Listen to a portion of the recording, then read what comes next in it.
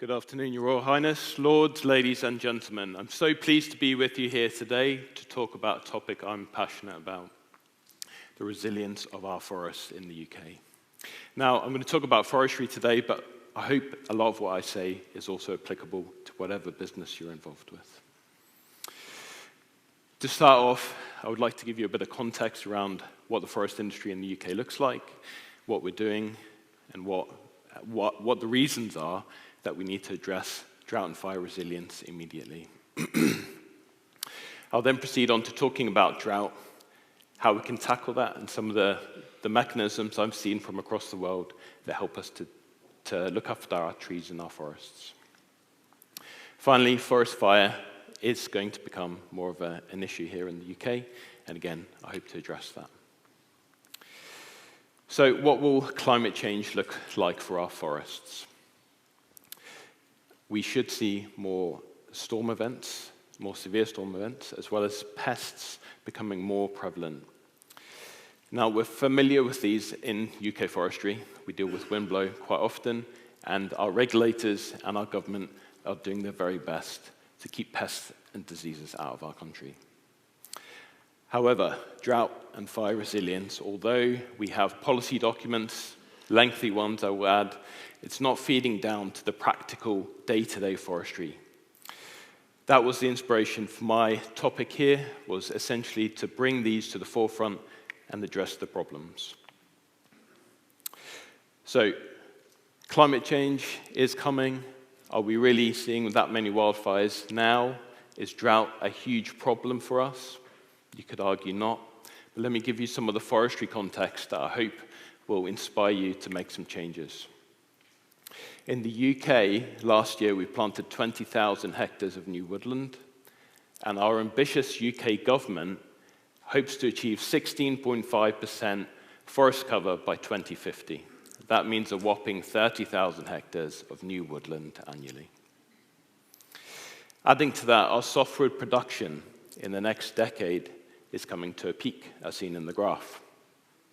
What does that mean? That means our mature forests are being restructured and replanted. To give you an idea of the timescales we work to in forestry, we're talking about our fastest growing tree, Sitka spruce, being 30 to 50 years, depending on your site type and site conditions.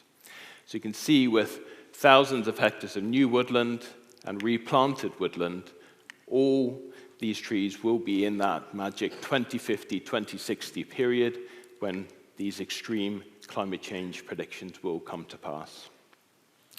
So again, we need to take action immediately. So what have I found relating to drought? Here is where my Nuffield journey started, at the Cullomolco Research Centre in British Columbia.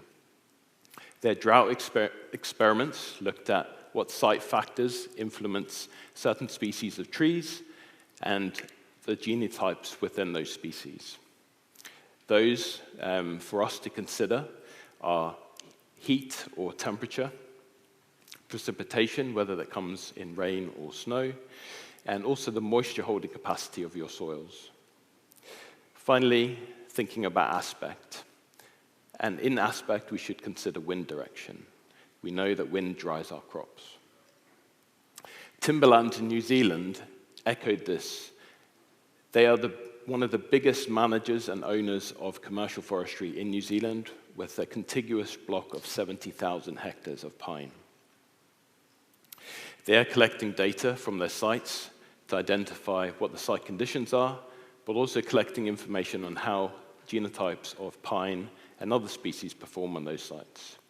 Their ambition is to build resilience, but also to ensure that with the limited land they have, they can produce as much timber as possible. Now, what are the findings of these trials? Thankfully, they show that the fastest growing trees are the most resilient to drought. This makes sense to me. If your tree is growing quickly above ground, it's growing quickly below ground. For us here in the UK, that's fantastic news. Our breeding programs have been focused on growth rate of trees for many decades. But sadly, that focus has been on the tree I've mentioned already today, the Sitka spruce. We're being encouraged to diversify And therefore, we need to look at the genetic diversity and breeding of our alternative conifer species as well as our broadleaf species. But funding is limiting that and has always limited that. That's why we've been focusing on one species. Solutions for that. First, in France, I observed them working with timber producers and processors to inflict a levy upon the industry that pays for tree breeding, training, as well as fire prevention. In British Columbia, they take a different approach. The provincial government breeds and creates all the seed for all the trees planted in British Columbia. On the right-hand side, you'll see their seed orchards, which are run in a commercial manner. The commercial element pays for all the breeding and the success of those trees. So all we've talked about so far is how we can prepare to get to know our sites, as well as get the best trees possible to plant. Once the forester has the trees in their hands, what can they do? Well, all the things that I'll suggest are well known within the British forestry industry already. However, all the practitioners I spoke to had this sense of if we do the small things right, those small things add up to big rewards and efficiencies. So think about your cultivation. Do you need to cultivate? Think about your planting technique, and specifically how you're handling your plants, how are you moving them, how are you transporting them, and are you protecting their root material to ensure that they have the best chance possible. We could also think about the types of trees we're planting. We see two different types of trees here, a bare root tree on the right and your cell-grown tree on the left. Now, we're planting more trees than our generation has ever planted before, and therefore, we need to extend the planting season into the autumn and the spring. Now, your cell-grown tree has the ability to do that. The trees are not dormant in the autumn or the spring, they're ready to plant. Adding to that, I hope you can see in the images that the fine root material in the cell-grown tree is significantly better than the bare root tree that's essentially been pulled out of the ground, ready to plant. We can also add things to the cells that we cannot add to bare root trees. That includes the use of mycorrhizal fungi, which bond with the trees to create a hyphae web that helps the tree gather moisture and nutrients. In addition to that, we can think about hydrogels. In Australia and New Zealand, these are fairly common and help the tree to hold water during drought periods. Finally, the use of fertilizers, which we're doing already, but can boost the tree, including its root systems. But of course, with drought, unfortunately, comes wildfire. Something that shocked me and made me really think was that around the world, we have earthquakes, tsunamis, all kinds of natural disasters. We prepare for them. They are inevitable. So our populations need to prepare for them. Wildfire is currently not seen that way by all countries. Control rather than prevention is put in place. We need to treat wildfire as we do any other natural disaster, and that means preparing carefully for it. Did you know 80% of wildfires are started by human activity, which is a shocking statistic. And the result is thousands of hectares, like the seen in Canada, burnt. That led me to the conclusion that we must educate our populations to prepare for wildfire. And again, as tree breeding takes decades, education and cultural change can take decades. The advice given to me was that we should start focusing on our young people. Here you can see a young person playing a serious game. And as the name suggests, serious games are fun to play for kids and adults, but have an educational message. In this case, wildfire prevention and risk aversion, as well as vegetation control. For the rest of us, in all the countries I've visited, signage was widespread in areas of recreational use, as well as on busy public roads. And a fantastic example seen in New Zealand was the use of fire risk in their weather reports. So on your phone, you've got a clear indication of the risk of fire that day, as well as guidance on how you should act in certain fire dangers.